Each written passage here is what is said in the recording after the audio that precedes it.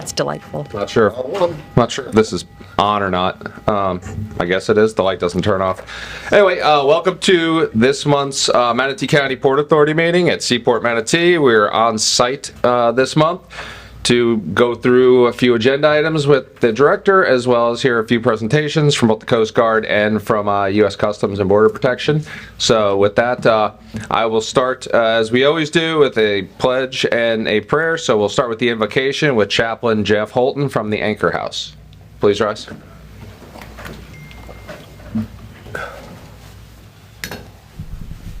Good morning. Would you pray with me?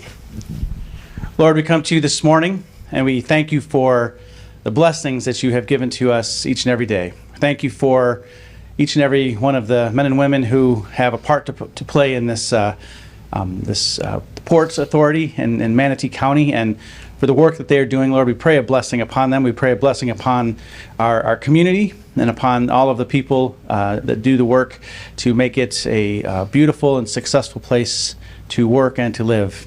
And we just ask your presence and your blessings on our meeting today, and ask that you would just be glorified, and that the work that is done here could be for the betterment of this community and for the kingdom of God. We pray this all in Jesus' name. Amen. Amen. Please join us in the pledge. I pledge allegiance to the flag of the United States of America and to the republic for which it stands, one nation, under God, indivisible, with liberty and justice for all.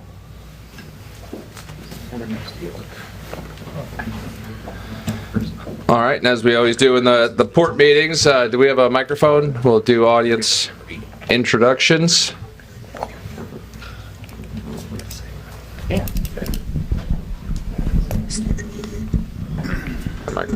Good morning, Captain Mike Kill. I'm the Sector Commander for Sector St. Petersburg, your Coast Guard Operational Commander for the West Coast of Florida. Good morning, thanks for having me. Hey, good morning, Master Chief Will Kelly. I'm the Command Senior Enlisted Advisor for Coast Guard Sector St. Petersburg, so I advise Captain Kale on all issues impacting the workforce. Somebody has to. Virginia Zimmerman, Port Staff. Denise Stuffelbeam, Port Staff. Jennifer Cowan, Port Council. Dave Sanford, Port Staff. Pam Wingo, Port Staff. George Eisenmenger, Port Staff. Abby Linda Camp, Port Staff. Malcolm Edwards, Port Staff. Christopher Hayes, Chief of Tactical Operations, U.S. Customs and Border Protection. Dustin Peebles, Manatee County Clerk's Office. Dan Fitzpatrick, Port Staff. Jeff Holton, Executive Director, Anchor House. Max Stewart, Bradenton Area EDC. Good morning, Paul Simmons, FDOT, and with me is Dhruvi Patel, who is a intern with us, our summer intern. Good morning, Amanda Tyner, FDOT, Seaport Coordinator. Jason Foley with Norton Lilly International. Terry Fluke, Executive Director, Tampa Bay Pilots Association. Ryan O'Neill, Kinder Morgan. Adrian Seba, Logisec Terminals.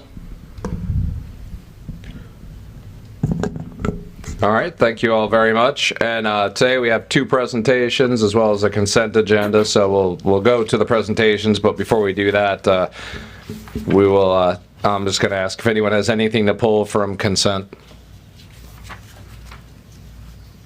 All right, see nothing. Carlos, I'll turn it over to you. Thank you, Mr. Chairman. Good morning, Commissioners. We wanted to have today the federal agencies that oversee a lot of the board's operations.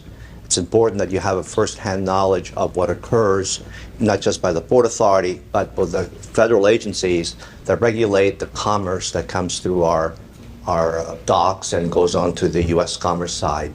These agencies work with us and we with them on a daily basis. And there are a few other agencies like USDA that are not here today. So no port is left alone to do whatever they want. There's always those federal regulations, whether it's USDA with how we handle the food, U.S. Customs or Border Protection, and the Coast Guard. Especially during times of, let's say, the hurricane season, the Coast Guard plays a critical role. along with the other agencies in that closing the port if necessary from the water side, as we know, and then the port remains open from the land side as long as, let's say, the state of Florida allows us to continue to deliver the fuel. So that's, one of the interactions that we have with the Coast Guard and or Homeland Security. But I want to then bring up our first presenter, Captain Kale, to talk to you about what they do here at the port on any given day.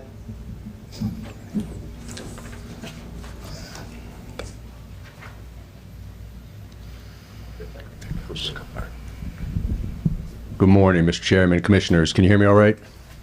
Sir. Yes. All right, let's see if we can pull up the first slide.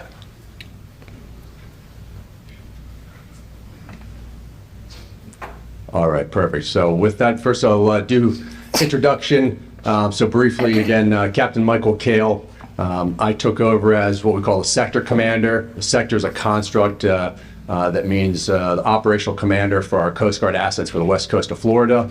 And then a couple of roles which we'll get into later, but primarily in terms of port engagement, I'm also the captain of the port for our west coast ports and the officer in charge of marine inspections.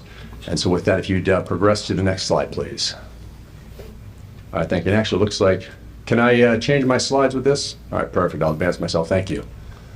All right, so the slide you're seeing here is our area of responsibility. Again, you'll see that we cover most of the west coast of Florida, and the Coast Guard for my authorities, for captain of the port, is out 12 nautical miles, OCMI, and then, of course, for fisheries enforcement and other law enforcement functions, we go out to the EEZ or to our next bordering sector, and so you'll see that's that oblong shape is our extension out to the far extent of my AOR for purpose of marine environmental protection and fisheries enforcement.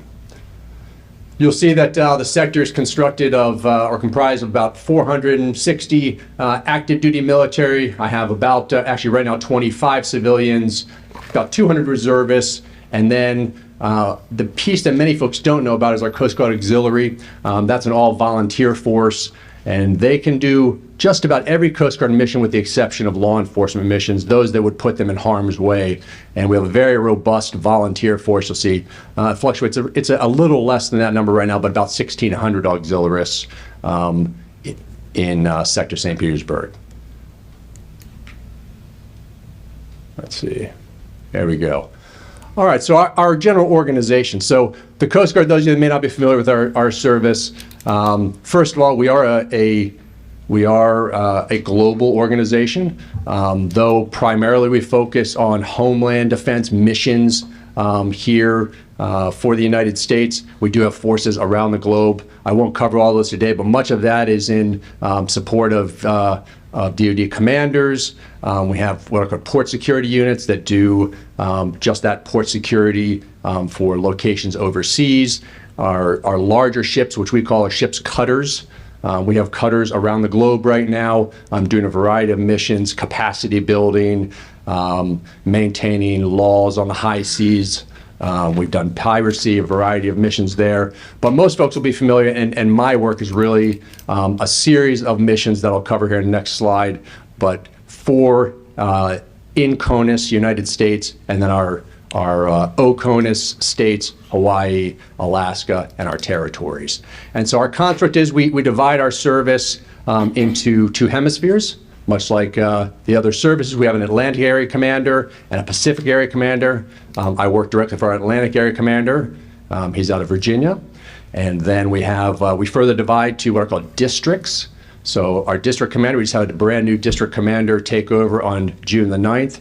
He is down in Miami, and he covers the southern part of the U.S., southeastern part of the U.S., and then we just further subdivide into our operational elements, which are sectors. And so within the sector, you'll see the sector commander, myself, my master chief, who is my principal advisor to the workforce, and then the part that's circled there in red is really kind of the operational elements, the pieces that the community engages with. And we, again, divide, just for the sake of clarity, into two functional elements. We call it response and prevention. So prevention, largely think of our regulatory mission sets, those things that we do to prevent bad things from happening. Vessel inspections, investigations to understand, causative factors and relationships to something that has occurred. Waterways management, our aids to navigation. And then response, which is what you'll see, the small boats out there, our boats from our stations, that's our search and rescue, law enforcement, and marine environmental response missions. So oil spill, hazmat releases, responses to those functions. All right, next slide. Oh, sorry, remote. Let's see where I'm pointing. There we go. All right, so the reason I highlighted my position isn't to show you who I am, but really what is really unique, I think, amongst the Coast Guard, a couple things. One, at all times, we're a military service, and we are also a law enforcement service. So we have what's called Title 10 authority and Title 14, and I carry those concurrently, right? So that's unique among our military services and our federal agencies. But we also, the Coast Guard has, for ease of engagement across our mission sets, has imbued me with multiple authorities in order to support the communities. And the ones that I circled up there are the ones that really impact the ports on a day-to-day basis.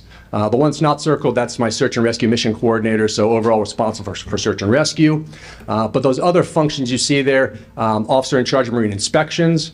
Again, I think the name probably indicates right, that's that inspection role that we have in making sure that our fleets are operating with the required gear in order to prevent bad things from happening. Captain of the port, which I think this community is probably very educated on, but again, out to 12 nautical miles, I have that authority, and that's the regulation for safety and security of port infrastructure and commercial vessels.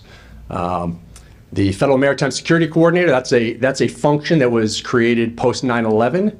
And so that it's a coordinator to get together with all of our port infrastructure partners to make sure that we have a robust security regime that ensures we can safely and effectively operate and prevent adversaries from undermining our marine transportation system, primarily from the Coast Guard nexus. And then Federal On-Scene Coordinator, that hat to the far left, and that's that pollution response and hazmat response function we do. So we share that responsibility primarily with the EPA, and in this area we have a dividing line. So I have everything seaward of basically 41, and then EPA covers everything inland of that. And so, that line was drawn really because it made sense, right? Anything spills for us on the west side of that line is going to flow into our waters. And so Coast Guard has pollution and hazmat release overall response coordination authorities and responsibilities there. And let me say, at any time, if you have any questions for me, please speak up, and I'll give some moments at the end as well. All right, so I'm going to highlight, now I said we have those two primary functional divisions, prevention and response. And structurally, I have two commanders in charge of each of those. We call them departments. And so previously, or actually currently for another day, that's Commander Mura. He is retiring tomorrow. And the incoming prevention department head is Stephanie Hodgson. And I'll bring her by an opportunity to meet the port here. And she is the person that is charged with making sure that all those regulatory functions, those roles we have to support our port partners in ensuring kind of the safety and security of the operations is handled efficiently and effectively. And I put up there really the mission. So the Coast Guard has 11 statutory missions that we're responsible for. And I pulled the primary missions there that fall under that prevention realm. And that's marine safety. And you'll see that includes inspections and investigations, among some other things. But for this discussion, that's the primary functions there in that mission set. And then marine transportation management and aids to navigation. And that's everything from making sure that the buoys and day boards are in place to coordinating, impacts to dredging. If there's development in the port, I would weigh in on, does it impact against safety of navigation, and work with our port partners, Army Corps of Engineers, and other stakeholders to make sure that the community as a whole stays safe and secure through that process. But Stephanie Hodgson will be my primary point person for those functions. And then the response function. That's the piece that most folks outside of our port community see day to day. And this is going to be Commander Fred Pugh, who will be on board here in 1 month. We have a significant turnover this year, and he's primarily in charge of making sure my search and rescue units are ready to operate.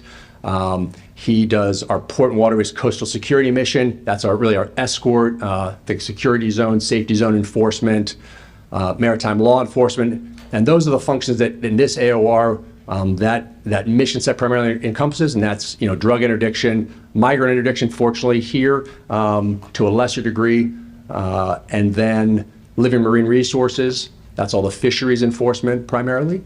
And OLE is all those other things that, like our landside law enforcement components, that's boating under the influence, and all those other unsafe practices that our law enforcement teams are watching for. We have the marine environmental protection, the pollution response mission I spoke of, and then defense readiness, which is a lesser mission here, but most places across the country that could include things like submarine escort missions, and then just support to our DoD components. A question. Please. Thank you, Captain. I recognize that you had drug interdiction in regards to, I guess I would assume that you are constantly out in the waters looking for, how big is the influx of fentanyl that's coming in through the port currently, or any of the ports in these waters right now? Do you know that? Do you know that number? I don't have a good number for that, but that's something we're working with our partners. That's something that we're constantly watching for, not just fentanyl, but all those illicit flows. Okay. There is evidence, right, that there are various illicit materials that are coming through our ports, and through the security programs here at the port itself, work with our CBP partners and other law enforcement agencies. That's the constant mission, is identifying, one, is it coming on, kind of interrupting that cycle. But the real work, the real coordination piece comes into not just the person we find that day, but what's that flow, right? And that's where the real partnership with the port is critical. The industries that come through the port, what are your internal security requirements? How do we monitor collectively as a group those cargoes that are coming in? How do we screen and vet, the mariners and employees on the port, within our ports, and that are on our commercial fleets, to make sure that they're not lured into smuggling these goods. Got it. Are they, I know, like in Mexico, they were coming in like submarines, they were transporting drugs. Are we seeing anything like that here? Because we are getting a massive influx of fentanyl coming into Manatee County, and it seems to be kind of rapid. That's why I'm kind of asking to find out kind of what we're doing to, I guess, mitigate that, or are we, I'm trying to figure out what the reason is behind that. Yeah, it's a business, right? And so those people that profit from the illicit flows, and with the drugs typically come other products, right? It's a business of moving materials, lucrative materials, and that the product they move shifts, right? Fentanyl is one right now. What we're doing is a variety, a series of layered security measures. That could be random port security sweeps. It is working with our intelligence partners to reach back, to the sources, to identify at the point of departure, to intercept there, to figure out who are those people profiting and where they're delivering those to. So yes, across the entire United States, it's a challenge, and that is where, again, when I talk about our partnership, that's where that's really critical, because what we rely on, much of that information, there's national level intelligence, there are federal agencies out there, so we have local and state partners who are focused on the narcotics or human smuggling, but nothing beats the eyes on the ground, in the ports, because I'm here, I'll use Port Manatee. The people that work every day in this port know this port far better than any of the local law enforcement ever will. That's the information at the end of the day is the most useful, because you will recognize when something is off in your port before the Coast Guard will recognize it. You know, there's a new truck schedule that's coming in. There's activity at odd hours of the evening that doesn't make sense. Somebody's taking longer to unpack a container than they normally would, or they're opening a container at a time that doesn't make sense. They're hovering around a container. There's increased interest in an area. Those are the things that at the end of the day that kind of information, that observation and coordination with law enforcement partners is what will have us identify truly what the risk is for Port Manatee and help us to make this a much harder place to provide safe haven for those illicit flows. Got it. Thank you, Captain. Yeah, very welcome. Thanks for the question. So what does the Coast Guard look like in your community? I listed, you would call them subordinate commands. These are the folks that actually do the job for me every day. These are the units that are out doing the missions that I just spoke of. On our prevention side, our aids to navigation teams, if you see somebody with a black hull, very practical reason, it's a working boat. They're bringing buoys alongside, and you don't want to scuff up a beautiful white hull, so we paint them black. So the black hull fleet, we call them buoy tenders, construction tenders. You'll see them out working the aids. We have 2 of those down at the St. Pete office, and those are listed there. That's the Joshua Appleby and the Cutter Vice. And then we have a team that handles those smaller aids, the day boards, and that's called Aids to Navigation Team St. Petersburg. Our administrative function, that team that's managing this whole prevention mission, they're actually out of my office on Davis Island. So if any of you have not been there, I encourage you to reach out to Stephanie Hodgson when she's here. You can reach to me and I give it, and you'll be able to meet that team. And those are the folks that most of the port will engage in on a day-to-day. Those are the folks that are helping with your security plans. Those are my marine science technicians that may come out and work to make sure that the response plans are appropriate. Do the government initiated exercises to make sure that everybody is trained and has what they need to be effective if there's a spill in the port. And then our response units, these are the ones that are typically most visible for folks. Those are our Coast Guard stations, we call them. They have our boats that are doing search and rescue and law enforcement day to day. We have 5 of those along the West Coast, and I won't read them all off, but you can see them there. And then we have this antiquated term for our ships. We call them cutters. It goes back to the Revenue Cutter Service. And so those cutters we have are the Pablo Valente. I know some of you might have been to the commissioning of that a little over a year ago now. That's one of our newest. We call it a fast response cutter. It's our next generation patrol craft. And then we have 3 of our, we call them 87-foot coastal patrol boats. And those are listed at the Crocodiles down south in Fort Myers Beach, and then Diamondback and Shrike, which are home ported out of St. Petersburg. All right. With that, I'd like to open if there's any other questions for us today. I just have a comment. No, I had the opportunity to serve with some of the Coast Guard and off the coast of Somalia for anti-piracy missions back when Captain Phillips' ship got taken over, and just had a great experience with them. You guys were a very small unit, maybe like 6 or 7 on a ship of 1,000 Navy and Marines, but it was a great experience. So thank you so much for giving us this presentation today. Oh, thank you very much for the opportunity. I appreciate it. Anything else? James, did you have any questions? I just appreciate the comment and doing a good job. Oh, thank you again. Thank you very much. We appreciate it.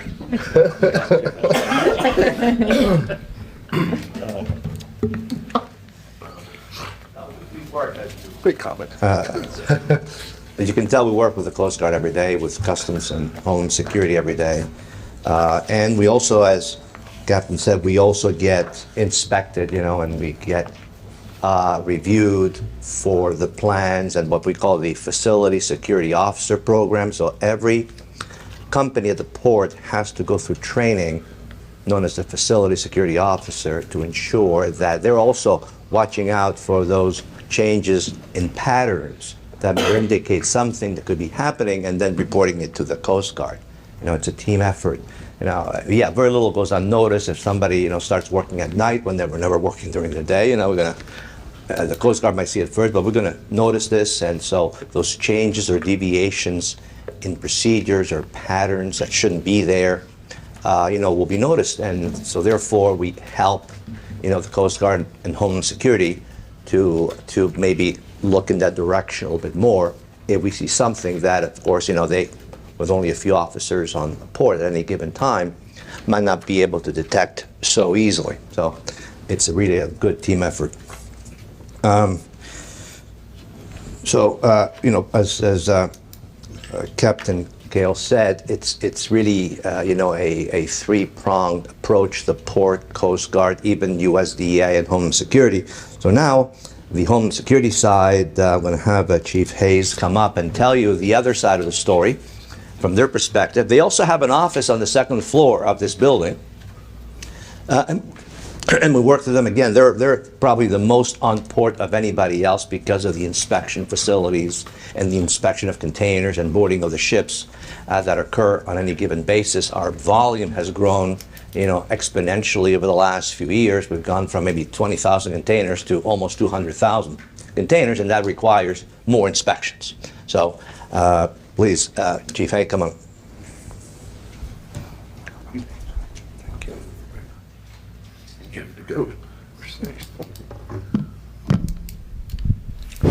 Good morning. Thank you for the opportunity to speak about CBP's mission here at Port Manatee, as well as the larger area port. Just waiting for the PowerPoint to come up. So my name is Christopher Hayes. I'm the Acting Chief of Tactical Operations for the area port of Tampa. Port Manatee falls under the responsibility of Tampa, and we fall under the Miami-Tampa Field Office. We are part of the Office of Field Operations. That's one of 3 uniformed components that CBP has. I'll get a little bit further into that during the presentation, so please feel free to stop me if you have any questions. And I will kind of elaborate a little bit more on what the Coast Guard spoke about regarding our response to fentanyl, as well as other contraband that we're concerned about. So as everybody's probably aware, DHS was created in the wake of 9/11. We merged several federal law enforcement functions into one larger agency. So TSA became a federal agency. Airport security fell under them. In our realm, we merged the U.S. Customs Service, the Immigration and Naturalization Service, as well as the agriculture inspectional functions from USDA, which down here in Manatee is an important part of the mission here, given the large number of agriculture imports that you have. So basically our 3 main mission priorities are securing the borders, making sure we're expediting legitimate trade and travel, so that we're kind of weeding out some of those more shipments of concern, taking a closer look at those, while not negatively impacting the flow of travel or commerce through our ports. And then lastly, we want to make sure that the goods that are moving through the United States are secure, that we have good information about what's coming in, also what's going out of this country, be it a commodity, a conveyance, or a person. So the 3 uniform components that you'll see for CBP are the Office of Air and Marine. They wear a kind of a khaki colored uniform. We do work very closely with them. They have a small station in Clearwater Beach. They have the response vessels that go out, a little bit smaller of a footprint, obviously, than the Coast Guard does.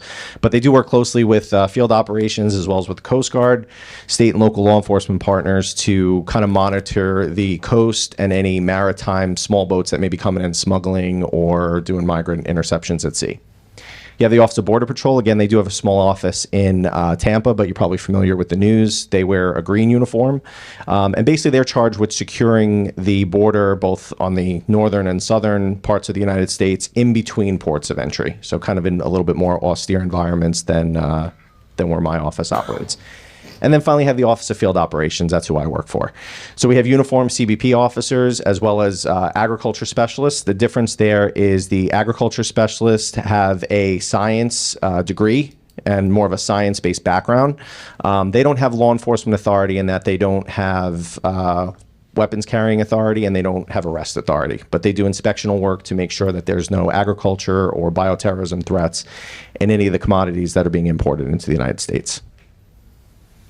So as you see, we have a pretty large footprint all throughout the United States. We also have several offices overseas, with the goal being to project our borders outward. So making sure that we're working with host countries to get information about people, conveyances, and cargo that's destined for the United States. And if there's something of concern, we stop that person or that commodity from actually even being loaded on board a vessel.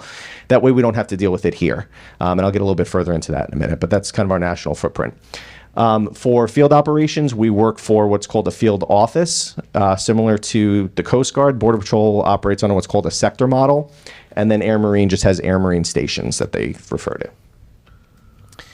So how do we secure trade and travel while making sure that we're kind of looking at what we should be concerned with while not stymieing trade, not stymieing people that have a legitimate purpose for coming in and out of the country?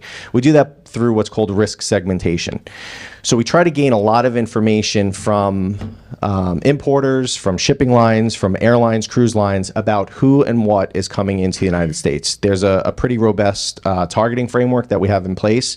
We work closely with intelligence agencies, partner law enforcement agencies, the Coast Guard being one of them. We have a centralized targeting center that reviews both people and conveyances and cargo that's being imported into the United States. And they basically assign a risk score to that. And then based on whatever that risk score shows, we determine what a level of inspection is going to be for that particular person or that particular commodity. So speaking to your point before, Commissioner, not only are we concerned about fentanyl that's coming in right now, we're also concerned about precursor chemicals that could be used to manufacture fentanyl here in the United States, as well as pill presses. So if somebody's going to make some fentanyl, they're going to try to get some sort of pill dye or something like that to actually make the fentanyl pills to distribute. So it's not just the finished product that we're concerned about. We're also looking through our targeting efforts at these precursor chemicals and the actual equipment that could be used to manufacture that. Just from my experience in this particular area, not only in the seaport environment is it of a concern, but we also have a large concern with it coming in via mail from overseas in kind of smaller packages through parcels. And obviously these drug trafficking organizations, if they could flood us with 10 or 15 postal size packages, their risk of interception is a little bit lower because they may only lose 1 or 2 packages if we intercept them.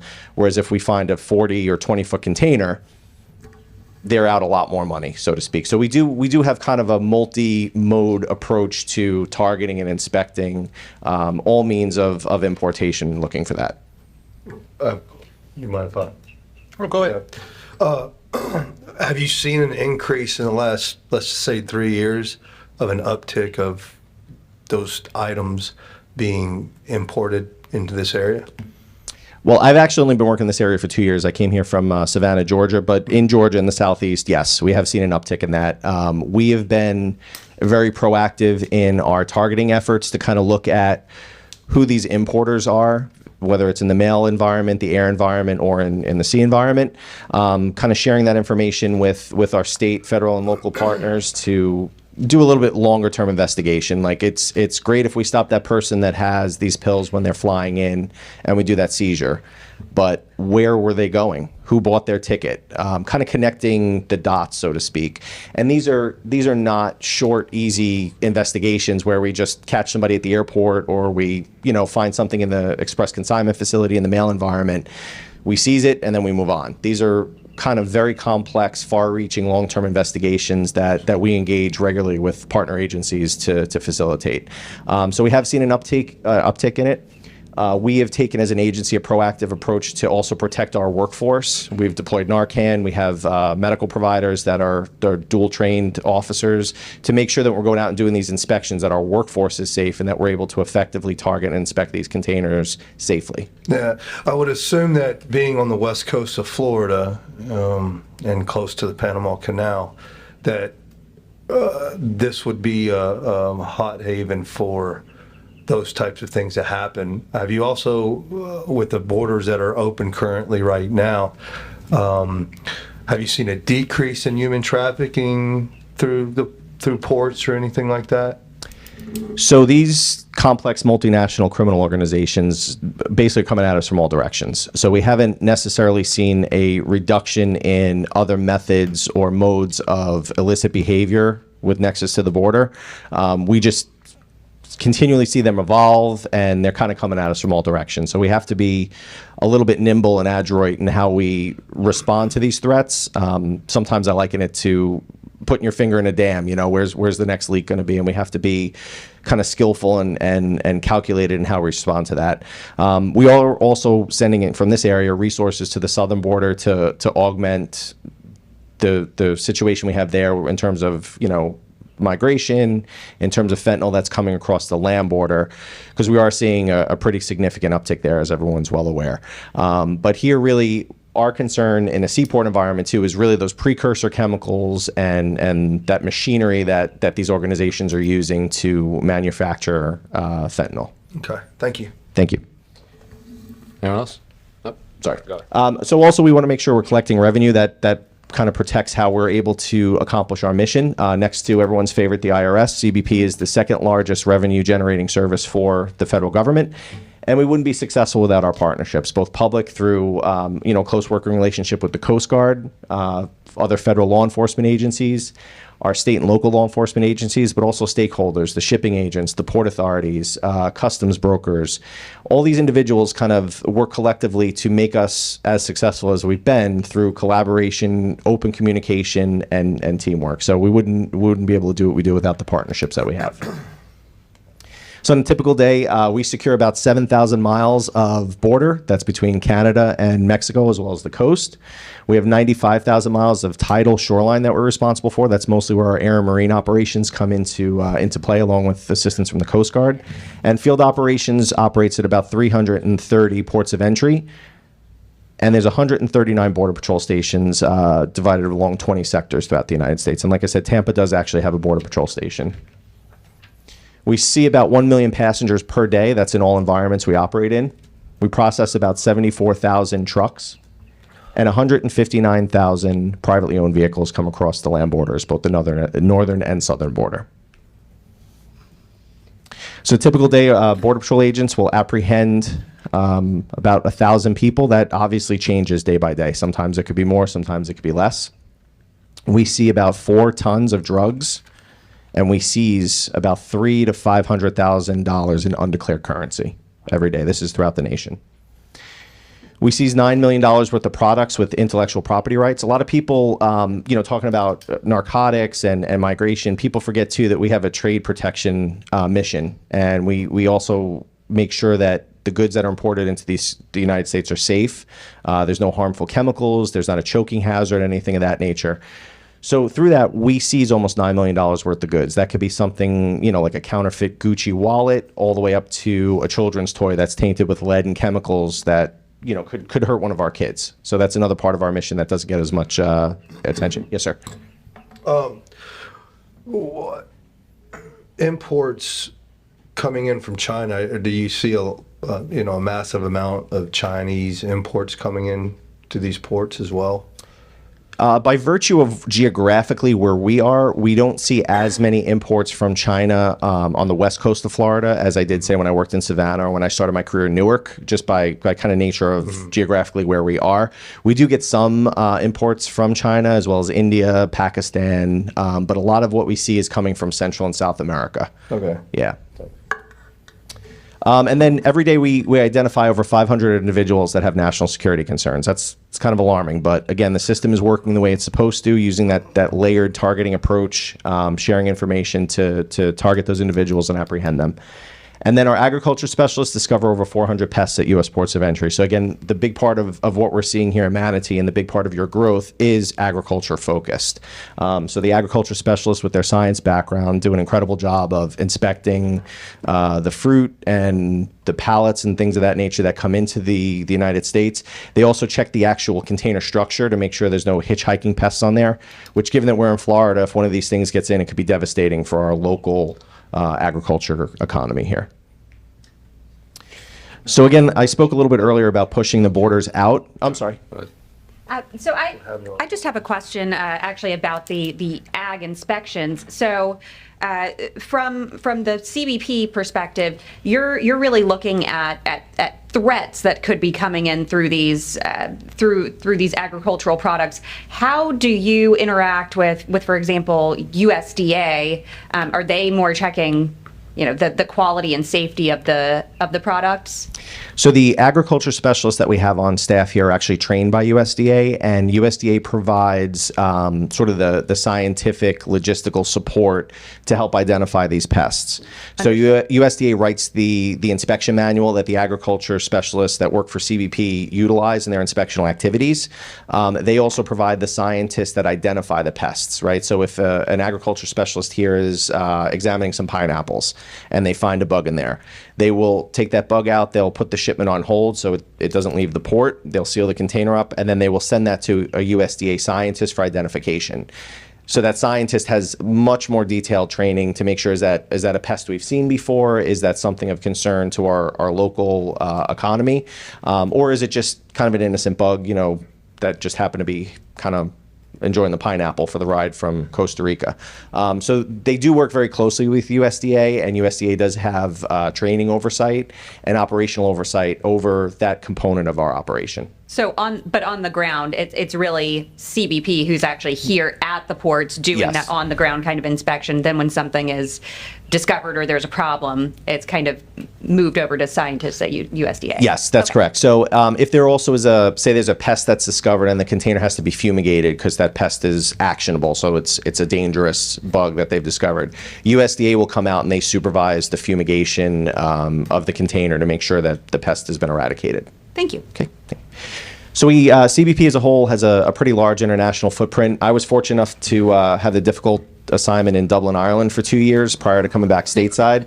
We do have an office there throughout Europe. We have several pre-clearance locations and attachés. And basically, again, the goal is to look at these shipments, look at these passengers, interview them, intercept them, and deny them entry before they board a conveyance to the United States. So that really helps make us more secure because we don't have a shipment of concern sitting out on a vessel in the ocean for a week. We know it's bad. We can stop it at the port of lading and work with the host country to develop some intelligence leads from that.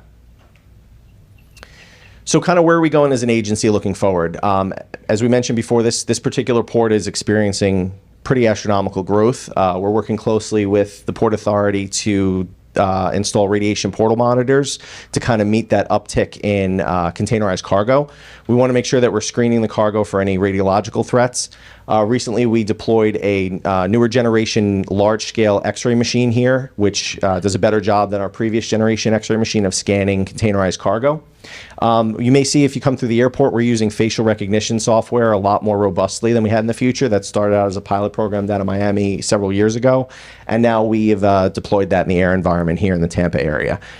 In the future, you probably will see that for crew members on board the cargo vessels that call in our area too. We have mobile technology that we're going to start to roll out to kind of do these inspections on the ship and use facial recognition technology to ensure that who we're inspecting is who we want coming in as crew members.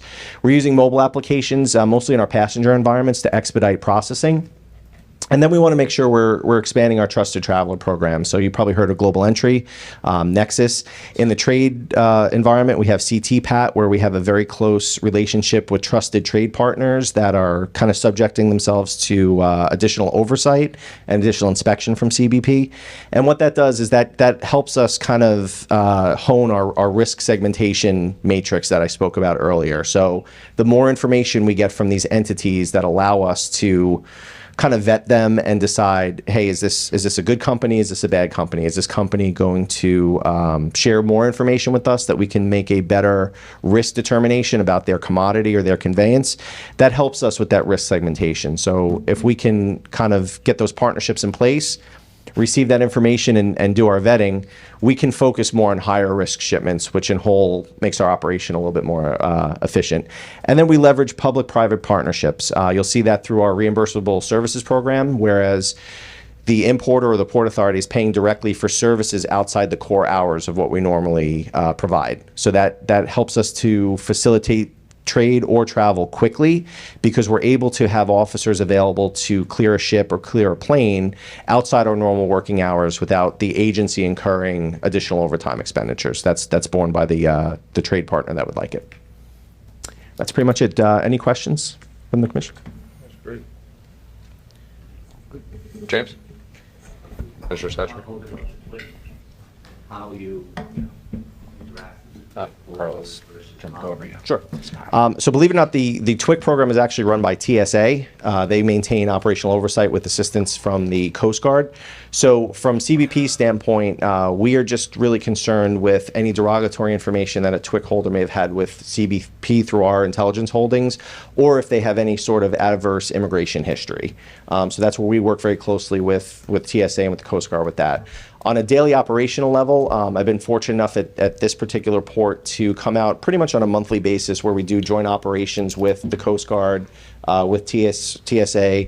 We've had state and federal DOT come out and assist us as well.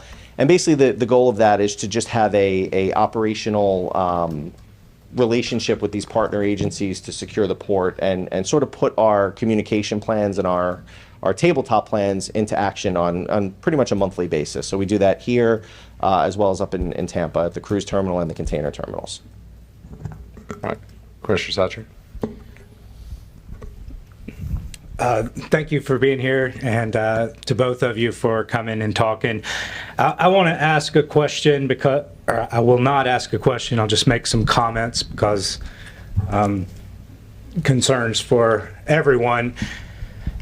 You know, the truth is what we're seeing with the end of Remain in Mexico, with the end of Title 42, with Mayorkas and his comments on the federal level, you just see tremendous pressure working against you guys and the goal that you're trying to accomplish and that the American people believe in. And so I just appreciate y'all going out there and doing your best regardless of what a bunch of feckless folks are doing and trying to work against the goal of keeping us secure. I mean, we're talking about what it takes to keep fentanyl out of the United States, and you're having to deal with 4,200 people coming over in one day, last week, because of the end of a policy of the United States, of this administration. So that is not any type of commentary on y'all or what you do. It's just frustration that we seem to have people at the highest levels working against instead of with, but working against the goals of keeping the homeland safe. And so, like I said, I'm not asking that as a question. Those are my comments. And I mean, you can address them if you want, but probably good to just let them sit. And but regardless, for the rank and file and for everyone I know that is working hard to maintain some level of security for all of us, I appreciate it. Thank you. Thank you. Anyone else? No. Thank you very much for coming. That was great. Thank you, Mr. Chairman. Thanks.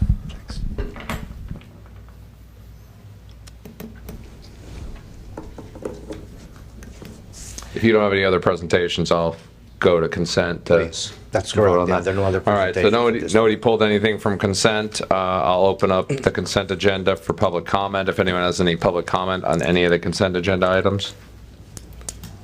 Seeing none, I will close public comment. Before we vote on consent, I did have a question. I didn't want it pulled per se. I don't need a separate presentation on it, but the Orion contract, the dredging contract that's in consent, this is more just out of curiosity. It went from like, I don't have it in front of me, but like 150,000 to like 210,000 or something because of a delay. When we sign these kind of contracts, this could just be how your contracts are done and for ports in general.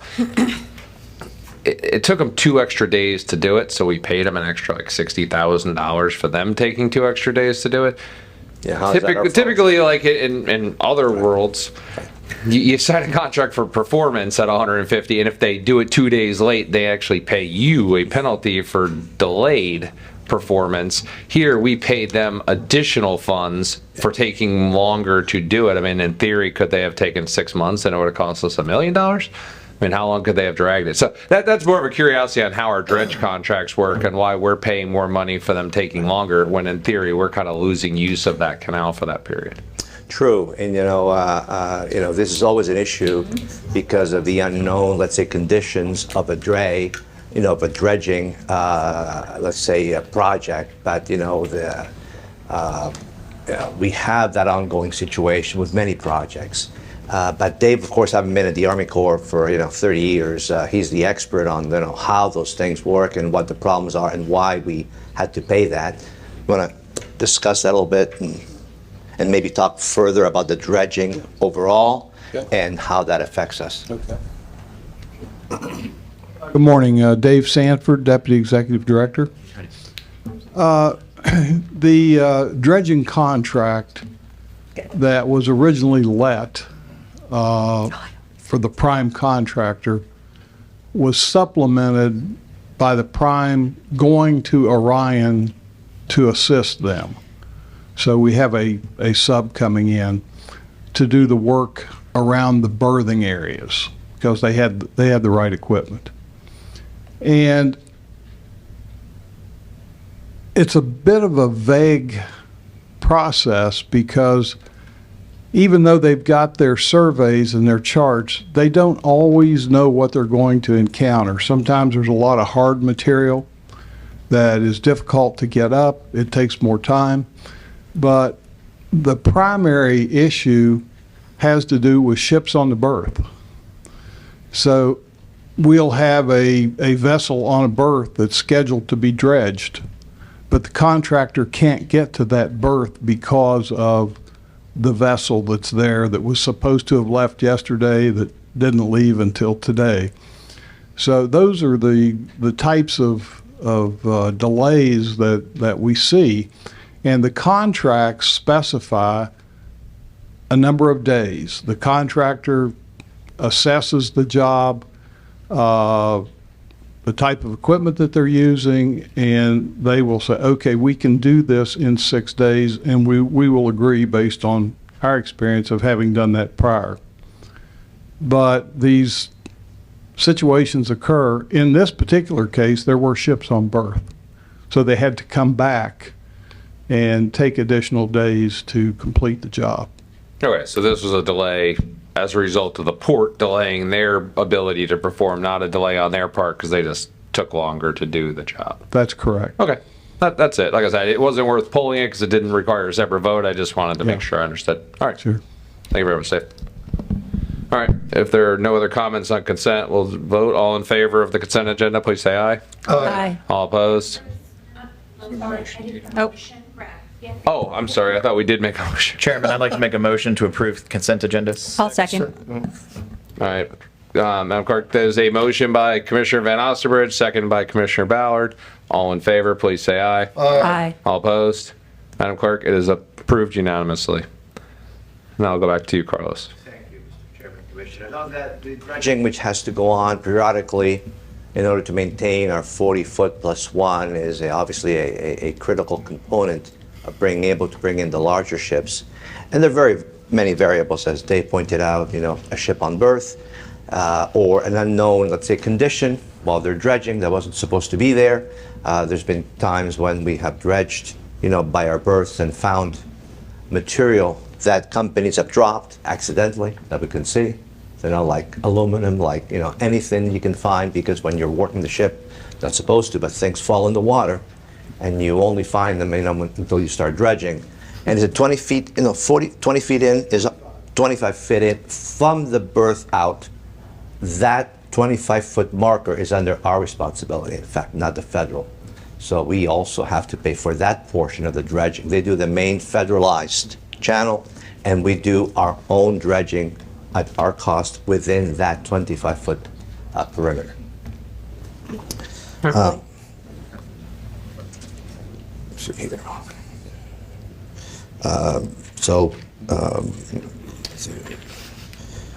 think you want to call for more public comment? Or? Yeah, I'm going to open up for general public comment. I was waiting to see if you had something else about the consent. Then I'll have some director comments. All right, I'll open this up for any general public comments, any future agenda items, anything port related. Seeing none, I will close public comment and go to the executive director for your final comments. Thank you very much, Mr. Chairman, commissioners. I have only a few comments, and in fact, since we have many of our FDOT partners here, I don't know, at any meeting, you're more than welcome to come and give us an update on anything you're doing. So if there are any now that you might want to talk about, you're welcome to come up now. Any comments you want to make? With your permission, Mr. Chairman. Absolutely, in the future. Okay, always, okay. Anything from you? No? Dan? Okay, good. Thank you. Here we go. Obviously, we honor National Maritime Day. You know, we live at the sea, by the sea, so, you know, we maintain the tradition of honoring Maritime Day every year, and we follow, you know, the tradition of thanking the merchant marines and also those seafarers that come to us delivering those goods that otherwise, you know, might be hard to get. So we just went through the honoring the National Maritime Day on May 22nd. Okay, here we go. Okay, so resilience is a key component. As you can tell, we have to be resilient at the port. If something goes down, what happens? And so Dan attended in DC the resilience program. You want to talk about that, Dan, a minute? About, you know, what you did? Mm-hmm. Mm-hmm.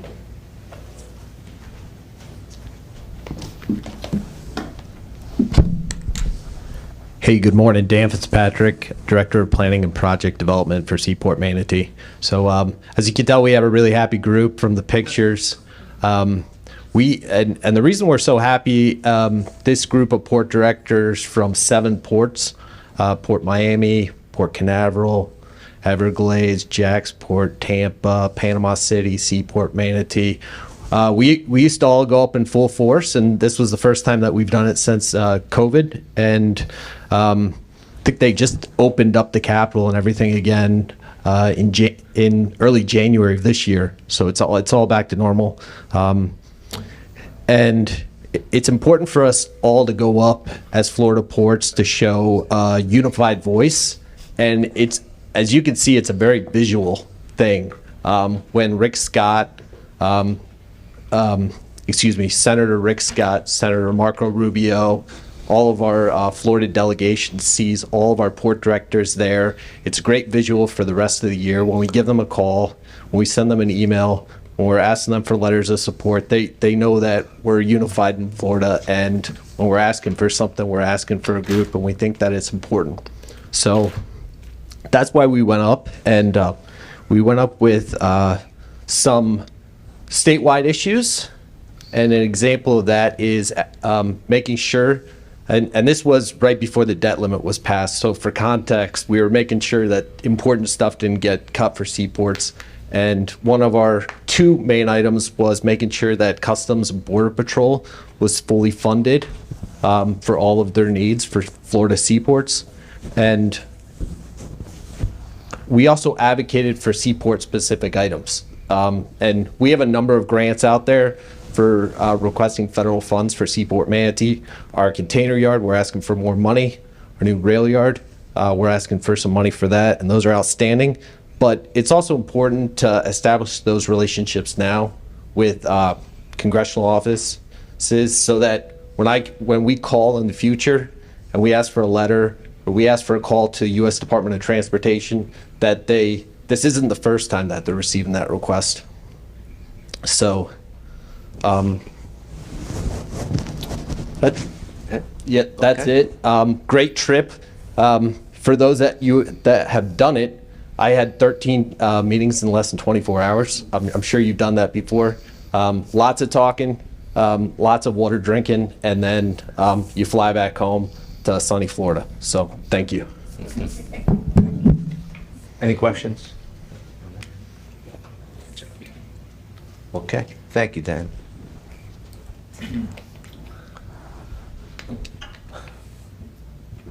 So again, you know, helping our Coast Guard reservists, the Port Security Department under Dave St. Pierre, you know, is in fact one of the few or the only port in the United States that trains the trainers and that trains FSOs and even trains some FBI support staff with regard to, you know, maintaining that level of security from a first-hand basis. So we're very, very glad to bring in the Coast Guard reservists for some, you know, some help and training. Any comments, Commander, on this? It's just another way in which we partner.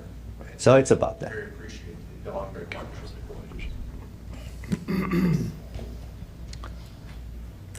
So we brought in some under the State Department. The State Department from time to time asks us to bring in some foreign consuls and dignitaries to show them how the U.S. works.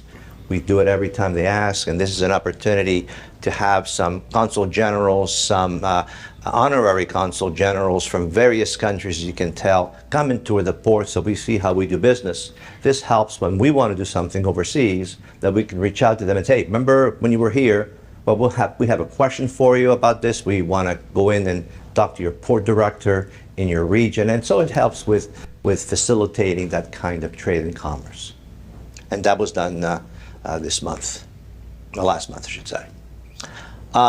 There's a few changes on the horizon. It's interesting that our companies here at the port, our main stevedores, are shifting a little bit. We had Logistec terminals by FMT, which was one of the largest stevedores here also. So they merged into Logistec terminals. We have still a few other stevedoring companies here at the port that continue to do business, but we're seeing a little bit of a merger, and even Logistec, which is a company that's traded on the Canadian Stock Exchange or the Toronto Stock Exchange, essentially has indicated that they want to sell the company too. So we've had a significant consolidation of stevedoring companies here. We're monitoring that from the perspective of how it affects us. But stevedores do that from time to time. And in fact, back 20, 30 years, there were probably 50 independent shipping lines controlling maybe 80% of the cargo that flows globally. Today, the top 10 handle the other 80%. So continuing consolidation, we'll monitor it. But we don't expect any changes because the cargo is what they're after.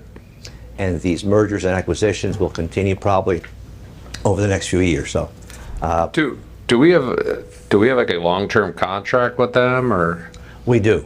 Like a long-term. Let me rephrase that. How long is our contract with them? Well, with the stevedores. So with the stevedores, we have short and long-term contracts depending on the investment they have made to the port. And so the company coming in through our legal, contracts with them have to assume fully the responsibilities of that company with which they're acquiring. Oh, I understand that, but usually as you get more and more consolidated to a point where it becomes more of a monopolistic type situation, then your next contract may not be quite as favorable. So I was just curious if we're sitting on a 10 or 20 year contract, or if they're coming up in the next 24 months, they may have to honor it for 2 years, but that doesn't mean your contract will be the same going forward. Well, definitely. They'll try to renegotiate. In the case of one of our latest acquisitions of the Chilean company by the name of Agunza buying Carver, they were looking to do just that. They were looking to say, well, we did the reverse.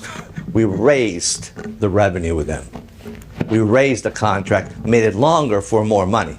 And so we tried to do that. Not always possible, but yeah, they will try to say, let's start at zero now because I'm new. Well, if they're acquiring a company that's here, they will have to step into their shoes because there is a lot of competition for stevedore. And another company that comes in would love nothing more than to take their cargo at the rate that we want. Fair enough.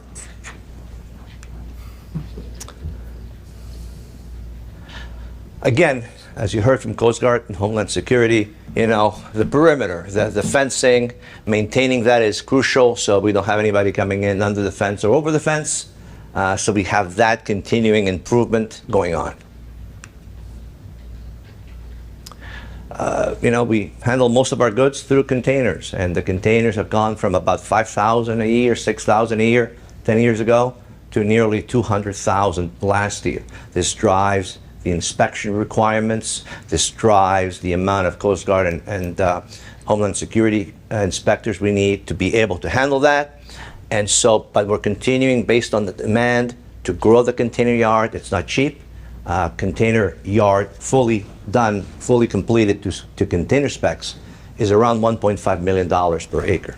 So not cheap, and the whole idea is to recover that investment through, let's say, the next 5 or 6 or 10 years. But without that, we cannot attract any more cargo. We talked about maintenance dredging, so I think we can skip that one if it's okay. Our trade numbers are up again. It's on your desk. We continue to grow as a port very significantly, very robustly. We continue to attract new businesses. In all sectors, the cash flow is very, very positive. The numbers are positive, but we need to be about 2 or 3 years ahead of the demand curve.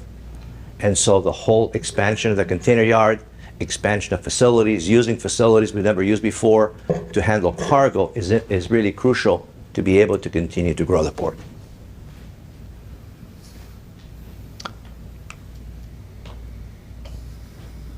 We also have our new, marketing materials, because when we go overseas, or domestically, we're selling the port. No one is there just to knocking on our door saying they want to come into the port.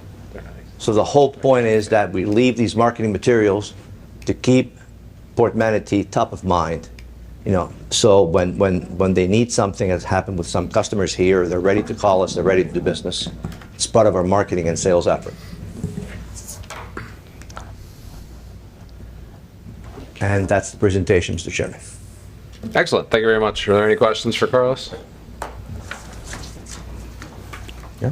Nope. Nothing? All right. Are there any commissioner comments in general? The donuts were very good. So, is there anything else no. from you? Otherwise, we'll be done with the meeting and we'll re-adjourn after recess. Nothing at this time. Thank you very much. All right. Thank you for all coming out here. I know you're very busy downtown, but once, as Chairman Cruz said, if we can get you out here once a quarter, we'd be very, very happy. Yeah, that's the intention, is to try to get out here once a quarter so we can have great presentations like this, both for those of us who have been on the board for a few years and then those of commissioners who are brand new, just to learn more about the port. So, and as always, you're always welcome to come out here and meet with Carlos and his team anytime. Anytime. Get yourself a new hat or whatever. All right. With that, we will adjourn this meeting of the Seaport Manatee Port Authority. Hey.